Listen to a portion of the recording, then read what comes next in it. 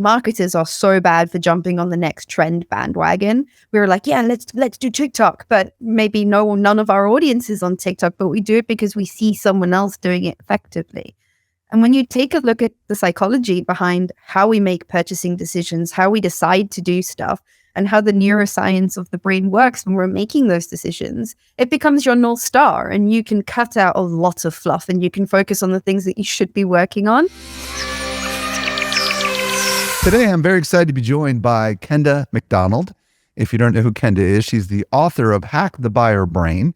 She's also the CEO of Automation Ninjas, a consultancy that helps small to mid-sized businesses create demand with marketing automation. And her course is called The Secret to My Demand Generation Success. Kenda, welcome to the show. How are you doing today? I'm doing awesome. Thank you for having me. Super awesome to have you here today. Today, Kenda and I are going to explore how neuroscience can help us become better marketers. Now, before we go there, Kenda, I want to hear your story. How'd you get into neuroscience and how'd you get into marketing? Start wherever you want to start. Oh, we're going to start right at the beginning. So I'm from South Africa originally, from Cape Town in South Africa, and I got offered a job placement in the British Police Force. And I was offered an opportunity to move to the UK, that's where I live now, and basically to study forensic psychology through the British Police Force. And really strange situation, ended up not actually working out because of the way sort of naturalization works in the UK. So I put myself through uni, didn't want my brain to rot. And I thought I would, just bide my time, put myself through my degree in forensic psychology. While By the way, explain what that is. Explain forensic psychology, because I know what it means, but not everybody understands what that phrase forensic psychology means. So it's one of those horrible umbrella terms where it actually deals with anything to do with the criminal justice system and psychology. So it could be anything from probably the thing everybody knows the most about, which is criminal profiling. And that's what I was studying. I was studying criminal profiling for repeat offenders in various different nasty things. That was my job, what I was gunning for. And then it goes all the way through to the other side as well, to like providing psychology and resources to inmates, et cetera, et cetera. So it's anything to do with psychology in the criminal justice system. But I was going for criminal profiling. And so I thought, I'll put myself through uni. I'll make sure that we streamline the process, get ourselves there a little bit faster. So when I'd naturalized after 5 years, I could join the police force a little bit earlier. And I was an international student, so I had to pay my way through university. And one of the jobs that I got was working as a PA in a marketing automation company. And within about sort of like 8 months, I was the operations manager in that marketing automation company. And it was just a really good juxtaposition of time. It was, at the point that I really started working in marketing, I was doing my neuroscience module in uni and looking at how the brain makes decisions. And I was able to turn to my boss and go, the way that we're creating campaigns and the content, it's not going to help people make choices. It's just not going to help. The neuroscience doesn't support it. We're doing unsubstantiated stuff, and that's why it's not working. Unfortunately, he wasn't interested unless the idea came from him. It wasn't a goer. So when he shut his business down, I said to my husband at the time, I was like, why don't we start an agency? Like, why don't we try? And that was it.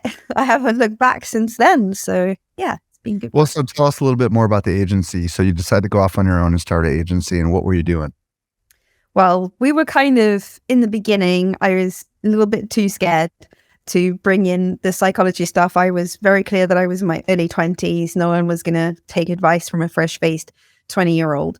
And so I was just we were doing bog standard implementation. We were doing it for Infusionsoft at that time, which is now Keep. So we were building out marketing automation systems for people. And I am the kind of person who can't keep quiet about stuff. So I eventually started sort of like bringing stuff in with my clients and being like, okay, this is not going to work because of these reasons. Why don't we try something this way? And the more I did that, and the more people learned about the psychology, the more excited people got, and the more they wanted to push things. So the more I started showing them, okay, well, if we created our campaign and we adapted things this way, and we added these extra emails in, and you created this blog post, we could help positively influence a purchasing decision. And we started doing more and more of that. And people wanted to learn more and more. So I ended up writing a book and putting together all the research I'd done on the side together, which went great. It was an international bestseller very quickly. And yeah, we kind of just flew from there. And now I get to travel around and talk on stages and write books and write articles for journals and all sorts of fun stuff. It's good. It's great. I love it. So you started the agency. Was it Automation Ninjas or was that a different agency? No, it was Automation Ninjas. Yeah. Got it. And tell us a little bit about like who Automation Ninjas is for today. Give us a little bit more on that and kind of what you're doing outside of just speaking on stages and stuff. Sure. So I have a passion for small businesses. I know it's so like everybody says that, blah, blah, blah. Like I get that. But because I was a small business and that's like the world that I started in, we originally started creating our services for small businesses. Very quickly, I realized that I needed to work with marketing teams to really have the work that we do most effective from a consultancy standpoint. You know, I can give you guys the best ideas possible, but if you can't execute them, we're going to have a bad time all around. So we adapted and started working more with sort of medium to larger enterprise. And that's sort of where our sweet spot sits. The businesses that have got a marketing team in place where I can advise on the type of content, the type of emails, the type of lead magnets, et cetera, and the stuff can actually get done. I then grew our business out. So we had a content team and an implementation team as well. So that, you know, for the businesses that were too busy, we could help with that. And then the small businesses were still coming in. So I took a step back and I ended up creating an academy, like a membership side where I teach everything that I do with my larger clients, but like so that you can do it yourself. And that's why we straddle that small to medium enterprise, because that's our happy spot. Those are the people that we can help best. And, you know, really just help them sort their content out in the best way possible. There are a lot of marketers right now that are listening that are intrigued by psychology and neuroscience. And there are plenty who are very skeptical and are like, I don't think that stuff works. I don't even know why I need to pay attention to it. So why don't you make the case to those that are either unaware of why neuroscience is so important to marketing or are skeptical? What do they need to know? So they should keep listening to learn from us today. Haha. Well, if there's a brain involved with your purchasing decisions, and hopefully there is a brain involved with your audience, you need to know how it works, full stop. The challenge with a lot of marketing is we do stuff because it sounds cool. And also we get really excited about stuff. Marketers are so bad for jumping on the next trend bandwagon. We were like, yeah, let's do TikTok, but maybe none of our audience is on TikTok, but we do it because we see someone else doing it effectively. And when you take a look at the psychology behind how we make purchasing decisions, how we decide to do stuff, and how the neuroscience of the brain works when we're making those decisions, it becomes your North Star, and you can cut out a lot of fluff and you can focus on the things that you should be working on. And it takes away all of that nonsense that we have to deal with. So not only are you actually learning how the brain works, which is helpful for yourself as well, but you create content that's actually valuable for your audience. You create campaigns that convert better.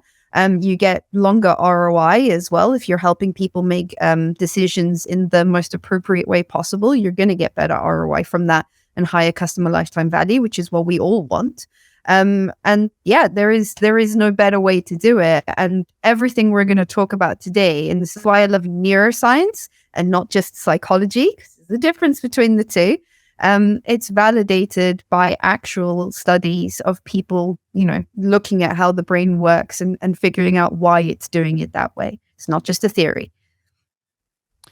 So I think what I'm hearing you say is everybody's brain kind of works in a certain way or a certain pattern, or most people's do.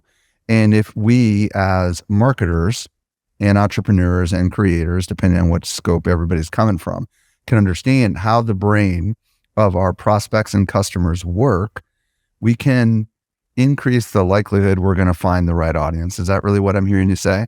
And when that happens, it makes everything easier, right? 100%. 100%. The brain works in very consistent and surprising ways. And everybody's brain works in the same way. We have little small nuances that are different because of how we've been brought up, or cultural differences. But from a decision-making perspective, the same parts of the brain are controlling the same different parts of that decision. And that works for everybody across the board. So when you understand that, you create more effective marketing. Yeah. And also when you understand that, you can also potentially put up barriers, if you will, to being persuaded to do things that you don't want to do, right? I mean, from a consumer perspective, right? Yeah. Because these things can be used for good or they can be used for bad. Is that fair? Exactly. That is very fair. And that is one of my biggest bugbears when I go to conferences. So I'm the spicy person, I'm the firecracker, where I go and watch people talk about psychology and marketing. And very often they're manipulating people into making choices that people wouldn't make in normal circumstances. And guess what happens? People get buyer's remorse and they feel iffy about your brand and your products, and you don't get that customer lifetime value. You don't get those quality relationships, and you also don't get the audience that you want. Whereas the type of stuff we're talking about here it's how to contribute to the decision-making process. It's not about manipulation. It's about understanding what the brain is doing. And it's also foolhardy for us to think that we can overcome and manipulate people. We are pattern recognition machines. We will figure out that you're doing something dodgy. And when we figure that out, we're going to be angry. That's not the type of consumer that you want. You want to help your consumers. You want to build longer relationships with them so that they stick around with you for longer. So we're talking about positive influence. We're not talking about manipulating things like cognitive bias, et cetera. We're instead talking about how do you debias? How do you help people overcome those corruptions that the brain makes, and help them make better choices? So we're using powers for good. Excellent. All right. Well, let's start with your strategy. Like, what exactly is your strategy? How did you figure all this stuff out? Well, first and foremost, it's not my strategy. We're gonna talk a little bit about Professor Brian Knudsen and his colleagues at Stanford University. So a lot of what we're talking about is built around this experiment. So he did a fantastic experiment where him and his colleagues took a group of people and they put them in fMRI scanners, which is just a scanner that images the brain and has a look at relative activation in the brain. So where the brain has got a lot of electrical impulses, where it's sending a lot of blood, etc. So we can see what the brain is doing whilst, live effectively, which is very exciting. So they took people, they put them in the fMRI scanners and they got them to make a purchasing decision. So they gave them an arbitrary amount of money. And then they showed them three different things. They showed them a product that they might want to purchase. They showed them the pricing of the product. And then they allowed them to push a button to say yes or no, whether they buy that with the money that they'd been given to make that purchase with. So a really fantastic way to see exactly what the brain is doing when it's making that purchasing decision. Now, first and foremost, when people saw a product that they wanted, everything that we expected in psychology to happen happened. The reward centers of the brain lit up like a Christmas tree. We expect this. When you see something that you want, your brain gives you a dopamine hit, and dopamine is a drug that makes you take action, makes you desire something, but also makes you take action. So that's what we expected. You see a product or a service that you want, dopamine response, reward centers of the brain light up. Yes, good, all happy. But it was when the pricing was seen that it was sort of threw the cat amongst the pigeons in the psychology world. It was quite something. So we expected some very specific things to happen when pricing was shown. We expected prefrontal cortex activation, so the parts of the brain that are responsible for like higher level decision making, complicated maths, chess, that kind of stuff. We also expected to see a bunch of emotional center activation. This is a study everyone should go off and see. Antonio Damasio, another neuroscientist, did some fantastic work showing why emotion was indispensable to the decision-making process, because it labels things as good or bad and it helps our brain decide. That is why benefits are so important in copywriting and in marketing. So we expected to see emotional center activation because of his work and prefrontal cortex activation. We didn't see either of those things. This was a surprise.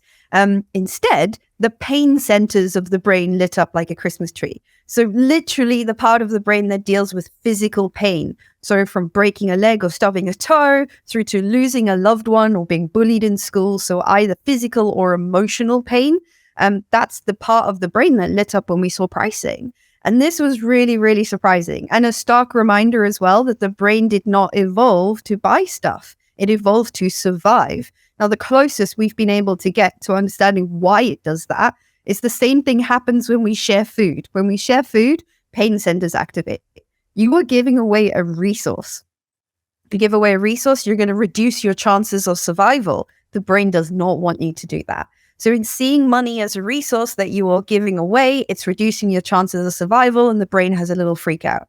So that was really exciting and different to us. Why does pricing and pain come up in this decision-making process? Why are we not thinking in a more logical manner?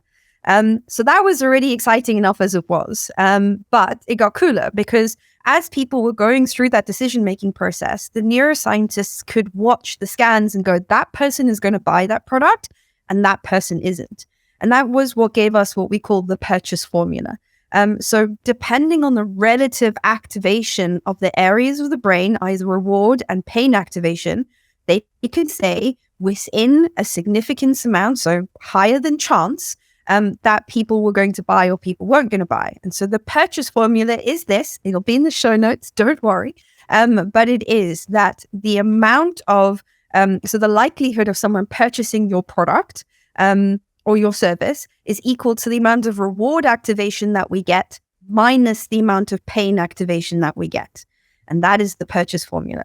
And this means that in marketing and in sales, we do totally the wrong thing. Because what we do is we focus on pricing. We focus on minimizing the price. All the reward and all the good things about our products, we always put it in the guise of it's worth the price that you're paying because the price is this, but look at all this amazing stuff that you're going to get. Now, the challenge with that is that you're trying to minimize the amount of pain activation that the brain is getting. And we can't do that. It's how the brain understands money. It's how we understand that. We can't change that. We can reduce it a little bit, but it's not the thing we have control over. The thing we have huge amounts of control over as marketers is that reward activation. So we can increase the amount of reward activation because reward comes from something called associative recall in memory. And that is all those memories that are stored in association to your brand and your product and your service and the problem that you're solving for your audience. If there is strong associative recall in memory, you get higher reward activation. So if you are showing up repeatedly and you are helping businesses, if you are showing up repeatedly and you are solving problems for them, if you're showing up repeatedly and being good to an audience and helping them with your content, you get higher associative recall in memory, which means you get higher reward activation. And that's the important thing. That's where your content needs to focus. That's our power. So yes, we have a lot to do when it comes to that, but that purchase formula massively affects everything that you do in your marketing, from the amount of nurture that you create, the types of lead magnet that you create, the way that you look at the journey that your audience is going through. You can't hop in just at the moment of purchase and expect to steal, the prospect from underneath your competitors. You don't have that high reward activation. So you've got to start earlier on in the process.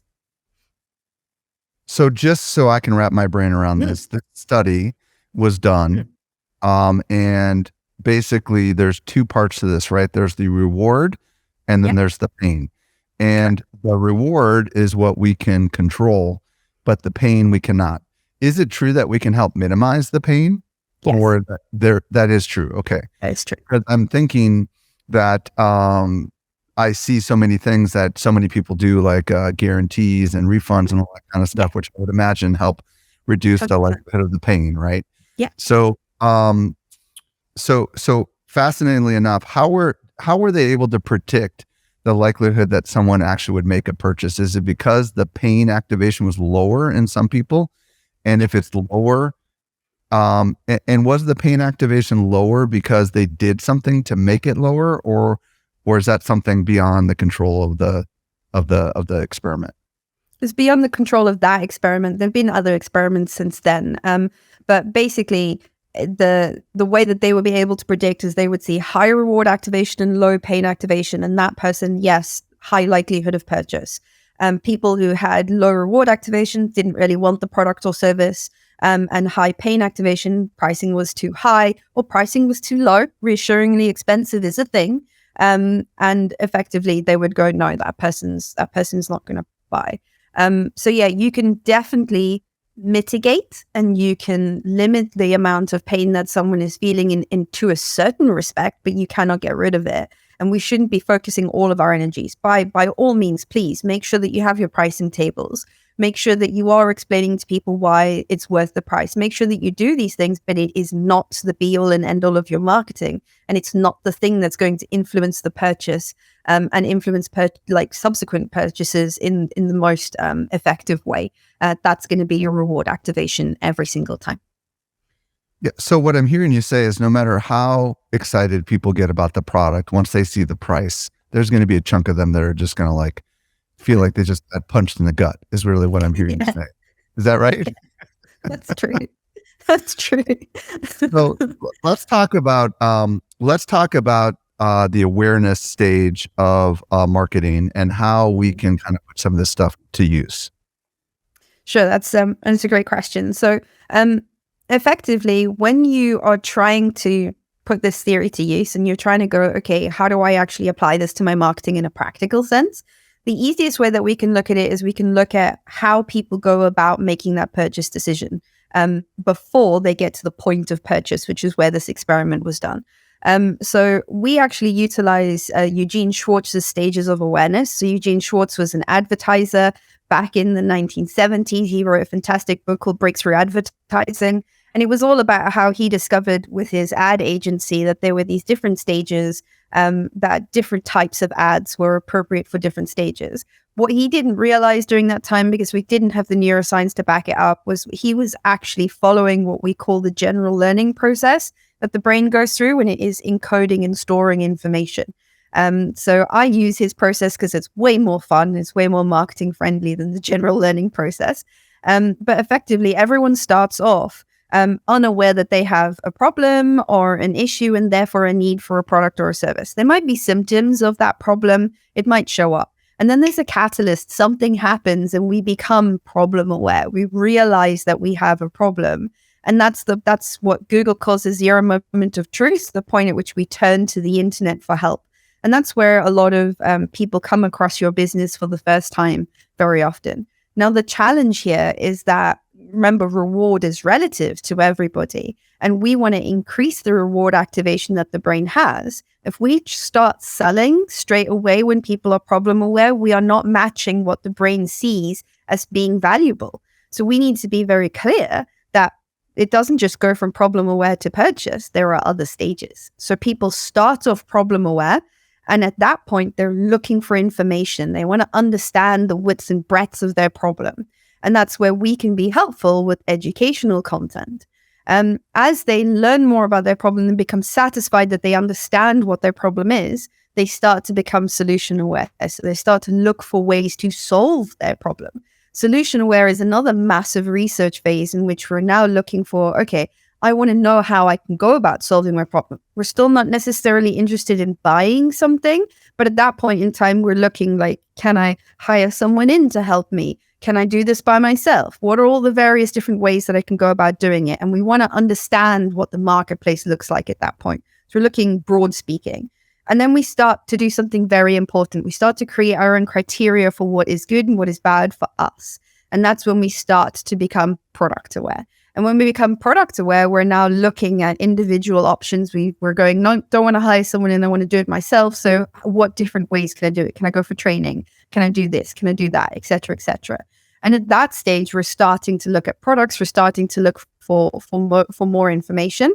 And as we just discover the products and the things that are going to help us, and we've built our criteria for what is good and what is bad, we then start to become most aware. And most aware is when we reach out to sales. Most aware is when we're looking at sales pages. We're looking for pricing information. And we're trying to figure out whether you are going to be the company that we buy from versus somebody else. And so at each and every single one of those stages, our behavior is very, very different. And that's where like the profiling comes in, right? The types of information that we're looking for and the behavior that we're displaying are very, very different at each of those stages. And therefore, what's valuable to us at each of those stages is totally different. And so if we are really clear on what the awareness journey is for our audience all the way through those stages, we can provide the right information at the right stages. You then get a higher associative recall and memory, and that is how you start to properly affect the decision-making process and affect that purchasing decision in a positive way by providing the right information at the right stages for people and helping our audience appropriately depending on where they are. So we get in front of the right people with the right information. So let's go through each one of these. Let's start with unaware. There are people listening right now who work for businesses or offer services that the world doesn't know they need yet, right? For example, artificial intelligence prompt writers, right? I mean, like people are becoming aware that such a thing exists, but they don't even understand that they need such a thing right now, right? So for people that are in new industries or doing taking something to a new industry that's never existed before, what do we need to be thinking about from a neuroscience perspective? Like what kinds of content and marketing do we do to those who are unaware? So this is probably the hardest stage, definitely the hardest stage, because the brain's not paying attention. We can only pay attention to a certain amount of information around us. We can't pay attention to everything. And the stuff that isn't relevant to us, we filter out. It's another reason why it's really important that you key into the awareness stages. So it's not useful at this point showing up to people and going, this is your problem, because they don't know that that's their problem. So the brain filters that out. At this point in time, what's better to do is to pick on the symptoms. There are symptoms that people are feeling for their problem, even if they haven't realized it's a problem yet. Your job when you are marketing to unaware people is to take them to the next step. It is to be the catalyst. It is to provide the thing that helps people realize that they have a problem. So highlight those symptoms and don't be afraid to piggyback off of other things. You will see tons of companies that did this when they took things to market. So my favorite is the little pods. What is the company's name? Nespresso. Yes. So Nespresso did this excellently. They had a massively, can you imagine a world, Correct. Go back 10 years ago. Yeah, Keurig also did it, Keurig. Yes. Yes. Yeah. So like imagine a world like nobody knew they needed coffee instantly. No one knew. Right? No one knew. So when they went to market, they had real difficulty explaining to people that you need to pay, I think it was like 10 cents at that time for a coffee pod instead of 0.1 cents for a cup of coffee. Like you need to pay that so that you can have coffee at home. People were like, this is insane. So going straight to the supermarket and putting their product right next to something that was significantly cheaper, and all you're doing is seeing price activation. So how did they increase the reward activation when they have a non-problem aware audience, an unaware audience? They were super clever. They piggybacked off of baristas. So they piggybacked off of the fact that when you go to a coffee shop, and you can see this in all of their early advertising, all of the advertising had beautifully made coffee in cups like you get at a barista when you go and you sit inside a coffee shop. Yes, George Clooney wasn't a bad thing either in all of their advertising in the beginning. For any of you who remember the original Nespresso ads, it had George Clooney all over it. But the idea was that they were showing you that this is barista-made coffee, but at home. So rather than paying $3 for barista coffee, you pay 10 cents for a coffee pod. And suddenly everything's in a very different frame. So they'd taken that symptom of wanting that luxury, but having it at home and not having to go to a coffee shop, and they totally reframed everything. So they're a great example of focusing on reward activation in a different way and piggybacking off someone else. They piggybacked off baristas, they piggybacked off Starbucks in order to take their marketing to the next level. So pick on the symptom and feel free to piggyback on someone else if you need to draw parallels in an industry where it's brand new and hasn't broken through. But for the rest of us, there might be specific symptoms that we can pick on and we can talk about to become that catalyst to help people realize that they've got a problem.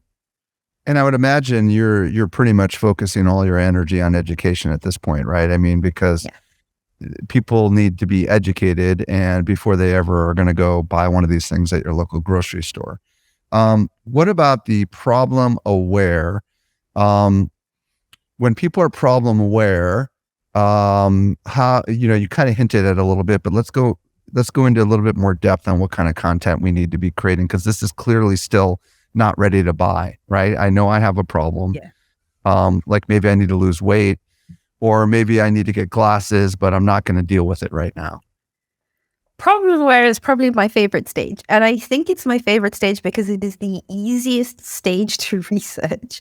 So problem aware is where SEO is your friend. So if you have access to anything that's going to allow you to do a little bit of keyword research, so think of your SEMrushes of the world, even think of just starting to type things into Google and seeing what comes up as suggested searches. Problem aware, people will tell you what's a problem with their search behavior.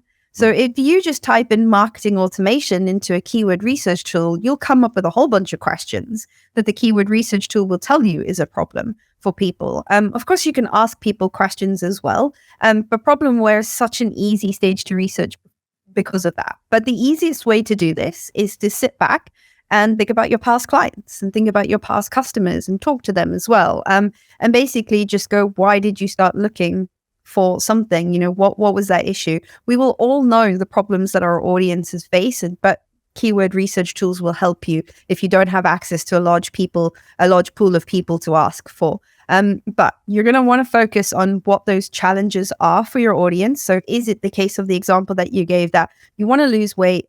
You've tried a whole bunch of different things and none of them are working. So you want to lose weight, but you've done a bunch of cardio.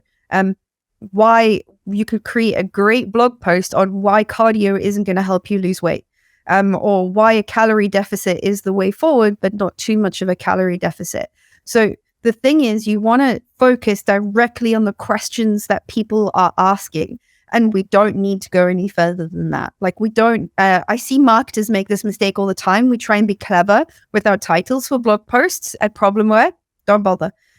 Because the audience is keying very specifically into a problem. And we want to flag that problem and we want to show it to them and be like, we have the answer to this. So whatever the question that your audience is asking, whether they're asking it to Google, whether they're asking it to you, what is that question that they're asking? What's that thing that's keeping them awake at night? And let's talk about that and highlight it really, really clearly. So we're just going to create content on all the questions people ask. And that's a fantastic way to start with problem aware. Okay, I know the answer to this, but I'm not going to presume all my audience does. Why does answering everybody's questions in video or in articles or in podcasts, what in the world does that do to help my business ultimately achieve its objectives? Well, how deep into the neuroscience do we want to go with this one? As deep as you want to go, Kenda. Okay, well, then I'm going to sneak in one extra little piece. Like you will notice if you've ever done They Ask You Answer with the lovely Marcus Sheridan and that kind of stuff, it's absolutely a phenomenal way to create content answering people's questions. It helps people assure them that you are an authority and you help build that relationship with people. You help them feel safe. And also they can see that you know your stuff, et cetera, et cetera. All of that good stuff.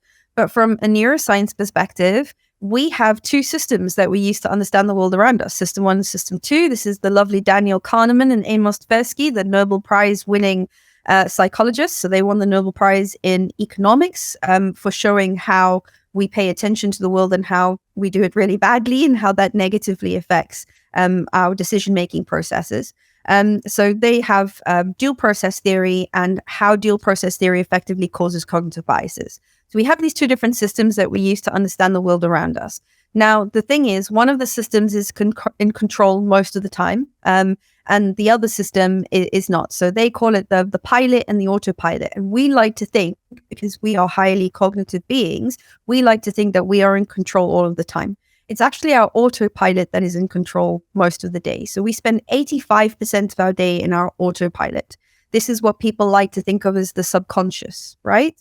And the subconscious, or whatever autopilot, whatever we want to refer to it as, takes in around 40 million bits of information per second.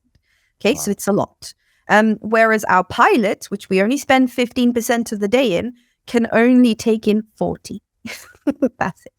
So 40 bits of information per second. So it is a massive discrepancy in the amount of data that we can take in. Our pilot uses a huge amount of calories. The brain does not want us to use calories because you might die. So let's not do that. So it shunts everything that it can to the autopilot. And the autopilot uses a series of rules and mental shortcuts to understand the world around us. Now, the autopilot is the one that is being given the job by the pilot to go and find a piece of information. So let's say you have a problem, Michael, and you're like, okay, I'm going to go and I'm going to type in this thing into Google.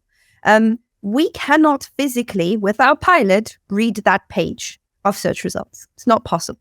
The autopilot has to scan it and decide what we pay attention to. So when you have a question that you are answering from your audience and you highlighted it really clearly, the autopilot goes, that's what I'm looking for. That's the question that I have. That's what I'm looking for. And if it's clever and it's esoteric and it's different, doesn't pay attention to it. We filter it out. So you need to make things very, very easy for the autopilot.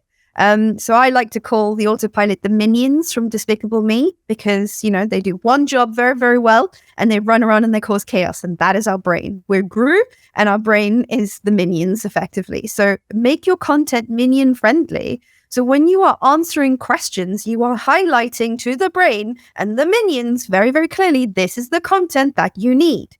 So it's much easier to pay attention to. So just from a first perspective of getting the attention, questions work way better. But then, of course, you've got all that reward activation where you're answering the appropriate question that someone has. So you're giving them the information that they need and that they want to hear straight away without a whole bunch of other fluff. So you're getting all that higher reward activation, better associative recall. It is all good on so many different neuroscience levels.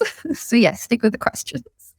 Yeah, but okay, but still, at some point you gotta introduce the solution in this problem-aware stage when you're educating people, right? Yeah. So, because otherwise, if you don't, they'll say thank you very much, goodbye, right? So, how do we do that? Oh, this is my next favorite. Everything's my favorite. Have you noticed? All marketing is my favorite. We all have lots of favorites. It's all good. So this is what we call daisy chaining content. So you preempt behavior. So part of criminal profiling is looking at behavior and going, because you have displayed this behavior, you fit in this box, and now I can preempt your behavior to the next step. It is no different in marketing. So we're looking at the fact that someone is problem aware and that we are answering that question. Now we're going to preempt that this is the next question that you have. So you can daisy chain your content. Let's say you're doing blogs, and you can do this with videos and stuff as well. But let's say you're doing blogs, right?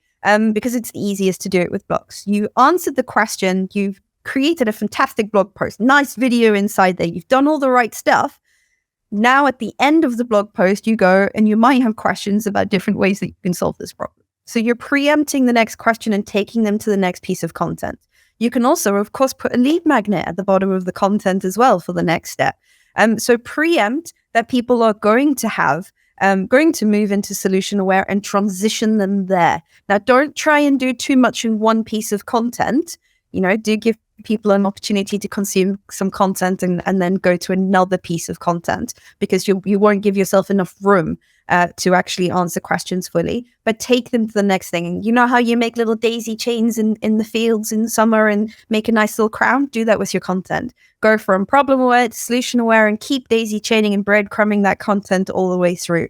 And you'll give people a nice easy path to follow that they don't have to use lots of cognitive power to go down to find all the answers to all the questions that they have. Thank you so much for going down that rabbit hole with me. So we talked about the unaware and the problem aware, and the solution aware presumes they don't know specifically what products to solve their problems. They just know that they need to solve a problem. Is that right? Or help distinguish, because problem aware and solution aware, they sound kind of the same. I know I have a problem. I don't know how to solve it. Solution aware, presumably they know how to solve it, but they have options. Is that right? Well, when they're transitioning through from problem aware to solution aware, they're going, I understand my problem and I understand the repercussions of my problem if I don't solve it, et cetera, et cetera. Now I want to know, how do I solve it and what are all the options available to me? So what is everything? So I always like to see solution aware as like a broad category for all the ways you can solve it. And then as we niche down and learn about all those ways, we want to learn a little bit deeper. That's when we go into product aware, where we're like, okay, there were these 3 options within the broader category. I want to learn about this one. And this one is most applicable to me because of XYZ. So our job in solution aware is to help people understand all the options available to them and what's going to work best for them and why. So we're helping set the scene for which products are going to be most appropriate for them. So we're helping them discern between different options so that they're not overwhelmed, because solution aware is a very overwhelming stage because there's so much out there to help solve every single problem. So we're helping them kind of distinguish what's most appropriate to them and why, and then they can go down to product aware and find out about individual products. So a few days before Social Media Marketing World, my laptop apparently died. So I knew I needed a new one. And I knew I wanted a Mac, but I didn't know if I wanted a MacBook Air or a MacBook Pro. So I went in research mode and I watched a review. And I also went on their website, Apple's website, and I looked at the comparison between the features. Is that product aware or is that solution aware when I'm in that stage? So when you were looking at the features between the two things, 100% you're in product aware at that point. When you're looking at a review that's comparing and contrasting all the options, that's when you're in solution aware because you're looking broader level. But when you've gone, I want to look and compare these 2 things directly to one another, not have the opinion as to why these 2 things are different.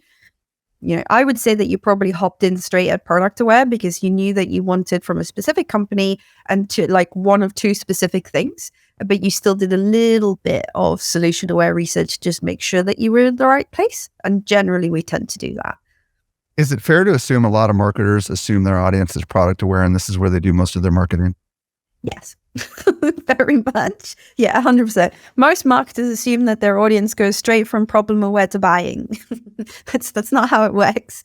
Or they assume that people jump straight in at that. And you had to have some relationship with Mac beforehand to think straight to yourself, I want to go and buy that. It's not like you came in cold to that situation. You already had a relationship there. And so it was much easier for you. I presume it's probably your 2nd, 3rd, 4th, 5th product that you've bought from Apple.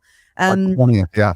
Yeah, exactly. So, so you've got that relationship there already. So it's not a relationship you're starting from cold. So we can't compare that to the relationship that someone else might be starting from cold, where you'd have to go on that whole journey to get to that point to feel comfortable buying from that company.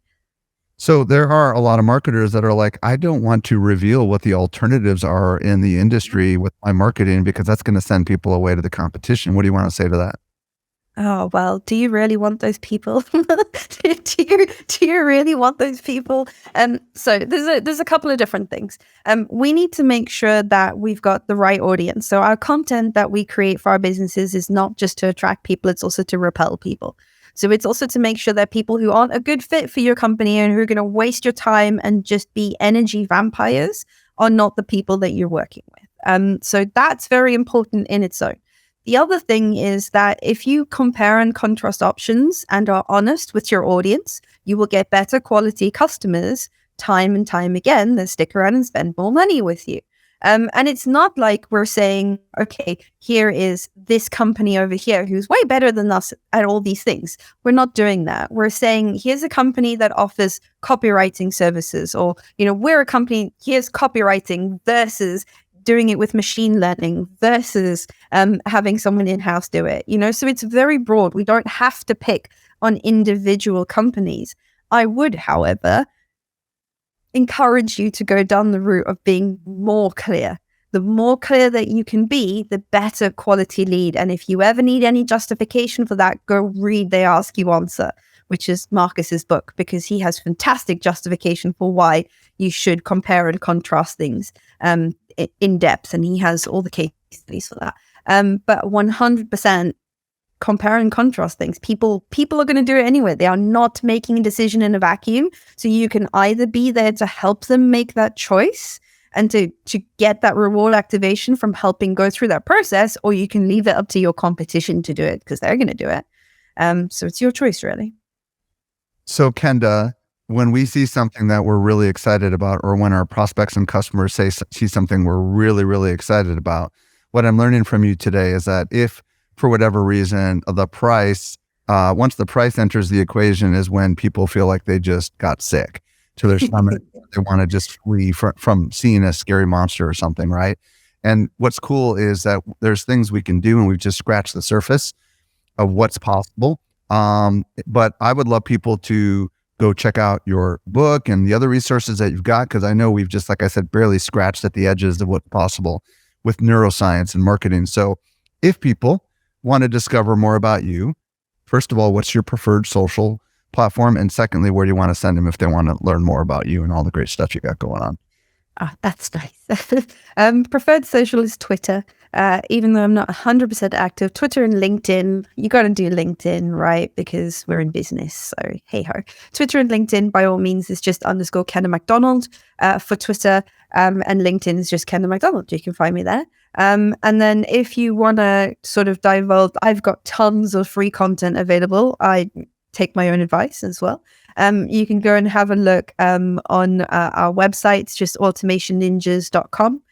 There's a fantastic blog that explains all of this. The book is called Hack the Buyer Brain. If you want to get more into the science behind all the stages of the customer lifecycle, that's all in that book. And then, of course, there is the course that you can go check out as well, which goes more into how to apply that to your demand generation if you're building out your own journey. The Secret to My Demand Generation Success is the name of that course, right? Kenda MacDonald, thank you so much for coming on the show and sharing your insights with us today. It's such a pleasure. Thank you so much for having me. It was such fun.